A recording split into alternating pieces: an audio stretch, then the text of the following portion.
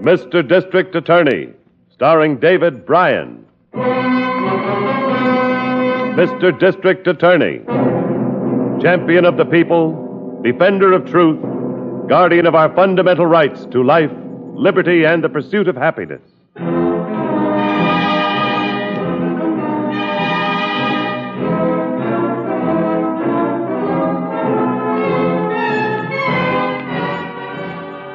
And it shall be my duty as district attorney not only to prosecute to the limit of the law all persons accused of crimes perpetrated within this county, but to defend with equal vigor the rights and privileges of all its citizens.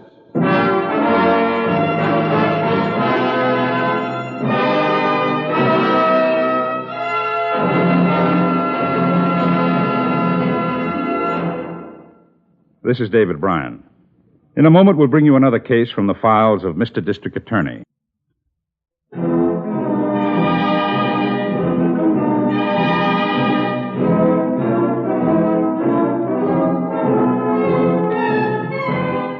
And now, here is our star, David Bryan, as Paul Garrett, Mr. District Attorney.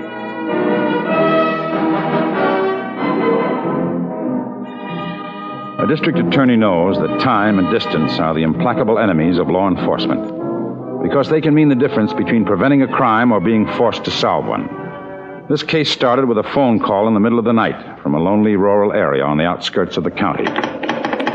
Operator, oh, please.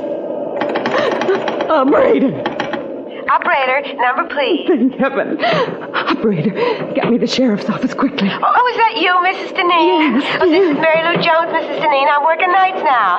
Something wrong. Mary Lou, stop talking and get me the sheriff's office. He's got to send somebody to my house right away. Well, I have to take the number on all police calls. What's your number there? It's J247 ring 3. Will you hurry? Somebody's trying to break into the house and I'm all alone. Well, there's nobody in the town office at night. I'll have to look up the deputy's home number. Oh, please. He's trying the door. Well, isn't your husband there? He's away in Pittsburgh on business. Get help for me, please. Well, I'll get it as fast as I can. I don't know all the numbers yet. I have to look them up.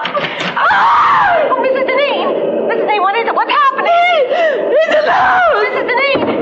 Mrs. Deneen. Who are you? What do you want? Oh, please.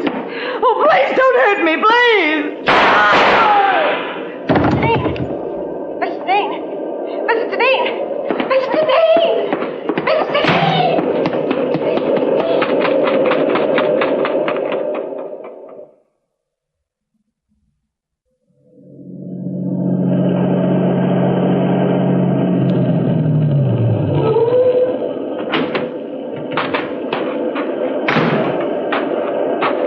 Hi, Chief. Hello, Harrington. Better come inside out of this wind.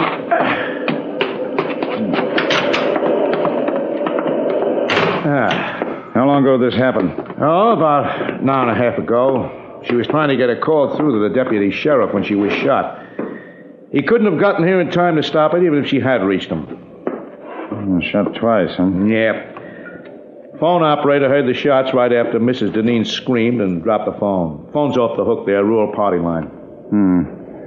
Any special reason for the two squads you have posted down the road? No, just cut off curious visitors. Phone operator's a young girl, a little bit of a character. She's been waking people up on the lines to tell them what happened. Any idea how the killer got in? Yeah. Side door, I'll show you. Oh, wait. I want to hang this phone up now in case the office wants to reach us here. Bad chance of anybody getting through while that girl is calling. Only call she's placing are her own. You said the dead woman is Mrs. Deneen? Yeah. Where's her husband? Now, she told the phone operator he was in Pittsburgh on business. I've got Pittsburgh police checking all the hotels. He'll be notified if they find him. Oh, here's the door. It was wide open. That's how we got in to open the front door. The lock doesn't seem to be broken. It must have been picked. I don't suppose you know if anything's been stolen. I doubt it. Everything's neat. Drawers haven't been ransacked. Matter of fact, there's Mrs. Deneen's purse on the sideboard. There you see. About $40 in cash. Hasn't been touched. Well, that wasn't the motive, then. Only one other thing it could be. What? Hate, Harrington. Can you think of any other reason for breaking into a house in the middle of the night and murdering a woman in cold blood? No, I guess not, Chief. Now, let's take a look around outside.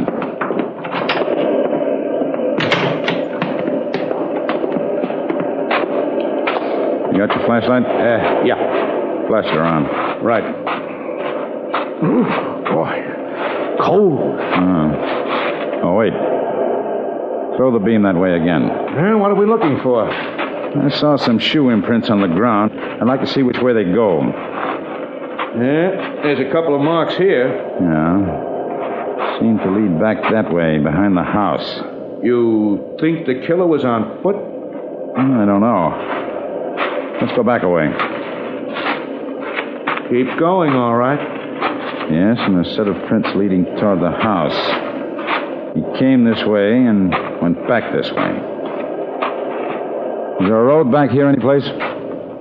I've been out here once before, about 5 years ago. Yeah, a suspected arson case. Farmhouse burned down about a mile back this way. Family named Mullen. Oh, yes, I remember. You decided the fire was accidental. Yeah, that's right. There was a dirt road leading to the farm. It cuts into the main highway further down. Our man may have been headed for that dirt road. Why? Well, he must have had a car. He didn't drive up to the house in it. He left it someplace away from the scene. Back on the dirt road? That's what we're going to find out. Never mind the footprints. Head right for the road.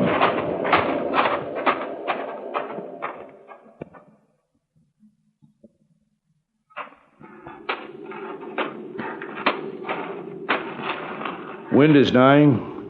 Be getting light soon. Here. Here's what you want, Chief.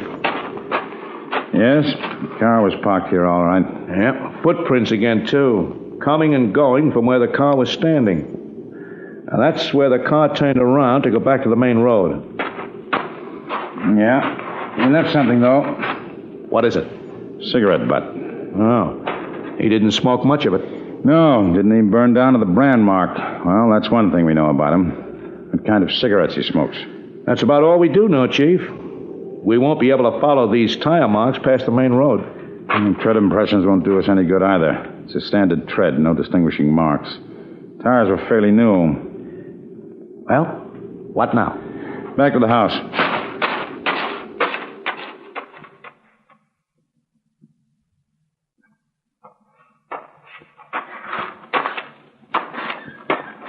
Hey, whose car is out at the side of the house? It's not a squad car. Not the medical examiner's either. The boys had orders not to let anybody through except on official business. It's between the house and the garage.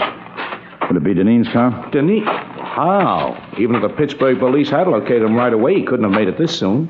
Oh, unless he drove back during the night. Let's go around front. Yeah, there's a man sitting there on the porch, Chief. Got his head in his arms. That must be the husband, all right.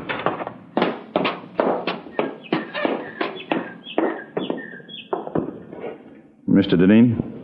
Yes. My name is Garrett. I'm the district attorney. This is Mr. Harrington. I don't care who you are. Look, Mr. Deneen, we can't tell you how sorry we are that... Then don't, please. What good does it do to be sorry?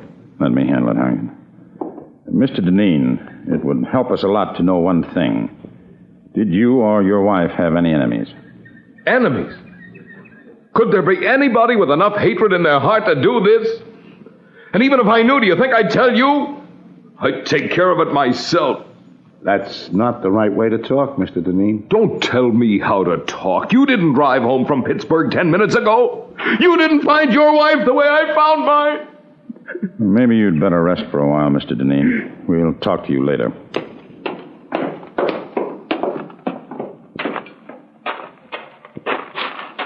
I want to go around to the side door and use the phone. See if that telephone operator from the local exchange is on her way out here yet. Yeah, long enough since I sent for her.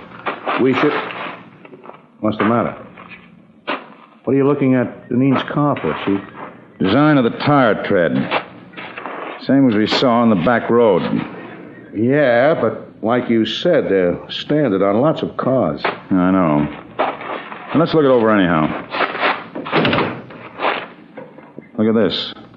On the frame of the car door. Service station lubrication record. Local station. Yes, dated 3 days ago. 18,106 miles. Now look at the mileage on the speedometer. 18,217 miles. Hey. Just a little more than 100 miles. He couldn't have driven to Pittsburgh and back since that record was pasted on. I'm going to get a few answers from him. There comes a squad car. Girl in with the driver.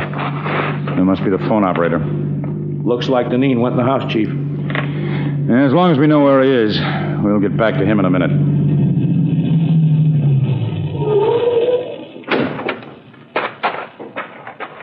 Are you Mr. Garrett? Yes. Well, that policeman drove me out and said you wanted to see me. I'm Mary Lou Jones. I heard the whole thing on the telephone. I'm the operator on the local exchange. Exactly what did you hear, Miss Jones? Well, I heard the whole thing. It was just dreadful. I heard her crying, and then she said, "Who are you? What do you want?" And then the shots, and that was all. You're sure you heard her say, "Who are you"? Yes, that's what she said. I heard the whole thing. It was just terrible. Then I finally found the deputy's number, and I called him, and he said he'd come out right away, but that I should call the district attorney's office, too, and I did. Well, thank you, Miss Jones. The policeman will drive you back to town. Don't you want to know anything else? I mean, an idea about who might have done it or anything? Well, whose idea? Well, people around here, some of them think it might have been Ted Mullen. The Mullen place that burned down, Chief. Well, why do people think that? Well, Mr. Deneen works at the bank, you know. No, I didn't know. Sure. He's president of the bank.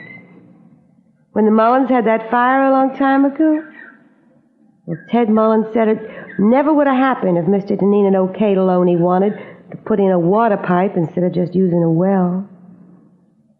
Ted hated Mr. Deneen right up until the time he moved away 2 years ago. I see. Better get through to radio division, Harrington. Put out an information wanted bulletin on Mullen. You don't want to talk to Deneen again, then?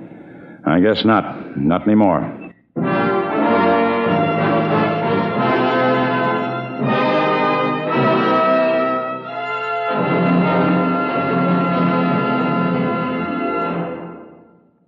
This is David Bryan. Before we continue with Mr. District Attorney in the case of the silent killer...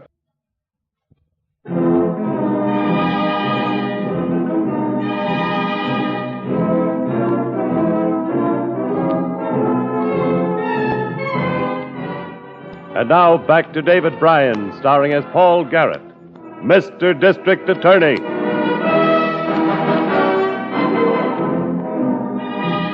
A woman had been murdered in her isolated home. The commission of the crime had been overheard by a frantic telephone operator trying to reach the police for the victim. Our only suspect was a former neighbor thought to be harboring a 5-year grudge against the dead woman's husband. We put out an all-points bulletin for the suspect. Meanwhile, as a matter of routine, I checked the alibi of the dead woman's husband. Here's a report from the Pittsburgh police, Mr. Garrett. It just came in. Oh, thanks, Miss Miller. Mr. Deneen was there, all right. Registered at the Penn Plaza Hotel day before yesterday. Now, when did he check out? Just after midnight last night. Telephone operator said the murder took place about 1:30 a.m. He couldn't have gotten back in time to do it. No, not if it was really Deneen. The hotel clerk's description checks out 100%. Well, that's it then. But... What? Teletype them again. I want one more bit of information. Yes, sir. Ask if the Penn Plaza Hotel has its own garage or parking lot. I want to know if Deneen had his car with him. Yes, sir.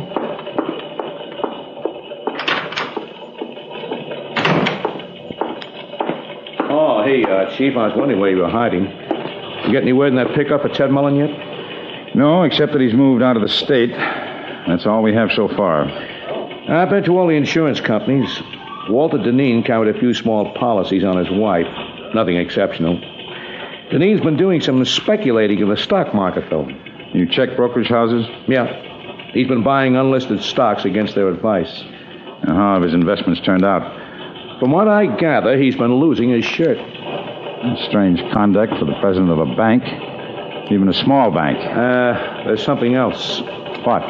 He became president of the bank in a hurry. 6 years ago when he married Mrs. Deneen. What was he before that? A bookkeeper.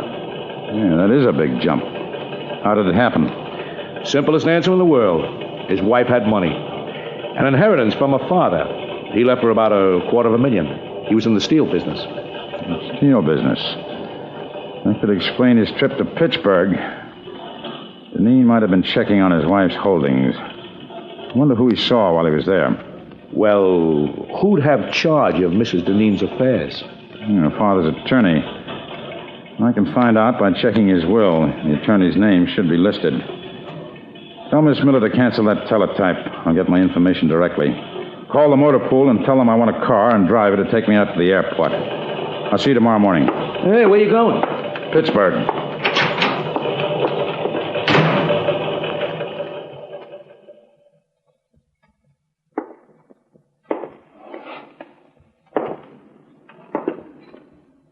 Yes, Walter was here to see me, Mr. Garrett. I've handled his wife's affairs just as I handled everything for her father before her. And you saw him here in Pittsburgh last night? Yes, he had dinner at my home. You seem to be disturbed about something, Mr. Medford. Well, I don't know if disturbed is the right word, Mr. Garrett, but I wondered about Walter's visit. It seemed unnecessary. Would you mind explaining that? I don't quite know how I can explain it. But he just seemed to be preoccupied with the fact that he intended to drive all night in order to get home. As a matter of fact, he became such a bore on the subject that Mrs. Medford, my wife, said she had a headache and asked to be excused. Did Deneen drive out to your home? No. We met here at the office and went out in my car. Took a taxi back to the hotel. But, well, there was one other thing I suppose I should tell you under the circumstances. Yes? After my wife left us, he did it almost as a joke. Walter asked if his wife had changed her will lately. I don't like to say anything that I'm uncertain of, but I had a feeling that he was trying to draw me out, obtain information. Has the will been changed? No, it has not. Walter Deneen gets everything. You don't like Deneen, do you? He's an avaricious man, Mr. Garrett, with no special talent. Well, I don't quite agree with your appraisal, Mr. Medford. I think Walter Deneen has a very special talent. He just missed his calling. I don't follow you, sir. Deneen is an excellent actor. Thank you very much for your help. No, I'll see you out.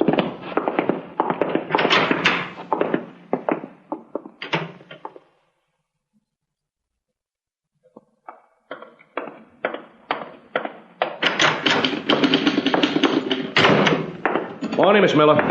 Oh, good morning, Harrington. Chief in yet? No, he got home late last night, but I'm expecting him any minute. What's that you got? Report on Ted Mullen, but he's not our baby. You got an alibi? Yeah, read it. Los Angeles Police. Mullen is out there. Camarillo State Hospital for the insane.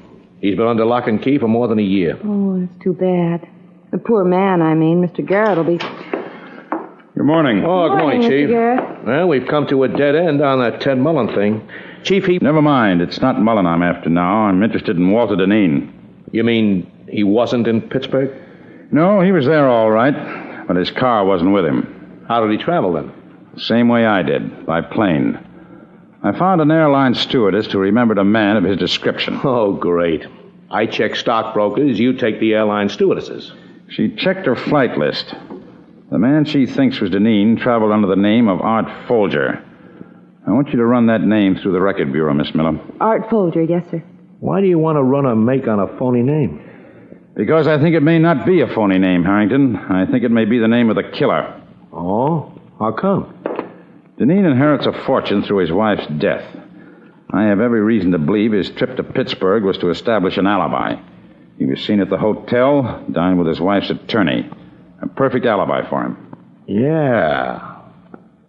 But the actual killer needed an alibi, too, just in case. And he's got one. Of his name is Art Folger. He was on an airplane from Pittsburgh when Mrs. Deneen was killed. The airline records say so. Pretty neat. But, what about Deneen's car? The killer used it. Chief, why wouldn't he rent a car? I'll ask you. Figure it out. Yeah. Mm-hmm. If we check rental places, he couldn't be on an airplane and driving a rented car at the same time. Have you seen Deneen since I left? Yes. He hasn't left the funeral home for a second. He's playing the bereaved husband to the hilt. That's what I was hoping he'd do. That's all I want from you, Miss Miller. You can go down to the record room. I'll wait for your report on Folger. Yes, sir. You want me to pick up Deneen, Chief? Not yet. Not until we can tie him to the killer he hired. We need indisputable physical evidence of association between Deneen and the killer. Well, that's something we can't get. Yes, we can. Where? From Deneen's car. If the killer used it, his fingerprints may be in it someplace. Call a lab crew. Take them out to the funeral home. Have them... I'll take it. DA's office, Harrington. Yeah. Yeah, Jeff. Uh-huh. Uh-huh. Yeah. Yeah. Well, don't let him see you, that's all. Jeff Wallace, Chief. He's been keeping Deneen under surveillance. Mm-hmm. Deneen pulled a feint to the funeral parlor. He let them talk him into going home for a rest. Jeff followed him. Did he go home? Yes, by way of the bank. The bank? Uh-huh. Jeff says he stopped about 5 minutes, went into the safe deposit section. I wonder what he's up to. Same thing the county cashier is up to every week before you go to see him. What? Getting the payroll ready. Killers get paid, too. Come on. We going to go over the car just the same, right at his house? We certainly are. He's liable to see us. That's a chance we'll have to take. Once he pays off, our killer will head for parts unknown. Hey, perfect timing. Not quite. That's an up car. Oh, Mr. Garrett. It's a good thing I caught you. Here's the record on Folger. Well, then there really is an odd Folger. Yeah. Huh? What have you got? 1 conviction, assault with deadly weapon. 1 charge of manslaughter, no indictment. 1 charge of murder, no indictment. Sounds like a pro killer, all right. There'll be an indictment this time. Give me the file. We'll see you later. Going down, please.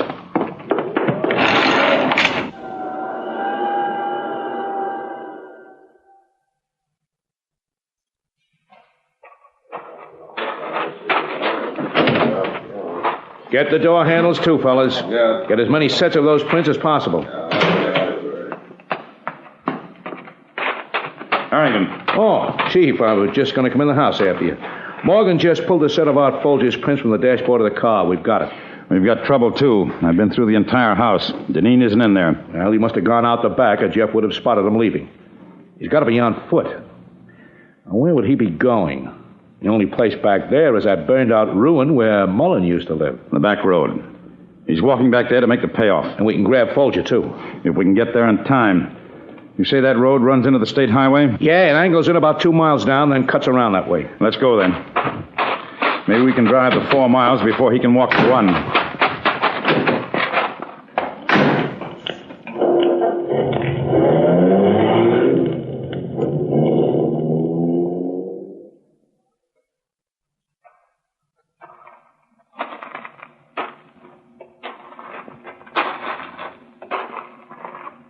Deneen, you here?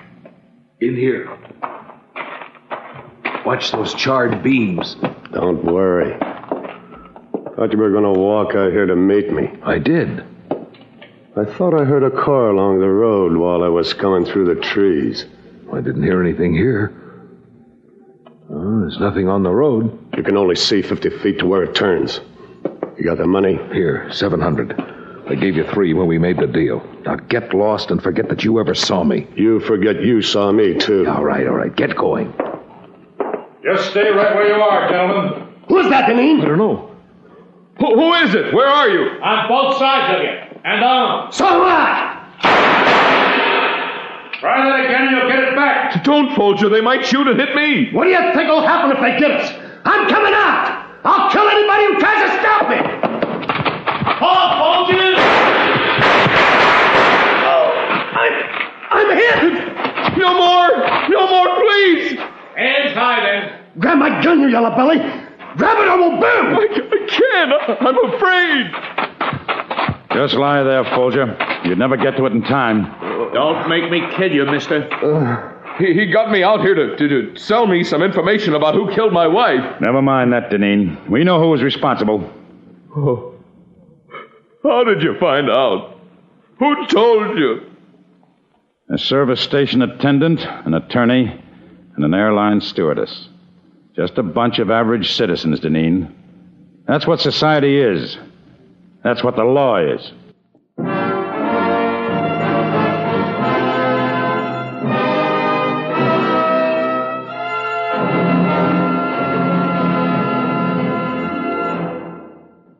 This is David Bryan again. I hope you've enjoyed this case from the file of Mr. District Attorney.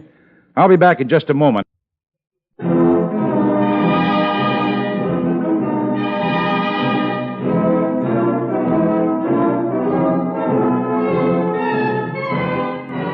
Now, here is the star of Mr. District Attorney, David Bryan, with a word about the program you have just heard. Walter Deneen and Art Folger were tried and convicted on a charge of murder in the first degree. Their pleas for executive clemency were denied by the governor, and they were executed in the manner prescribed by law. Now, this is David Bryan inviting you to join us when we present our next case based on the facts of crime from the file of Mr. District Attorney. Mr. District Attorney was originated by Phillips H. Lord.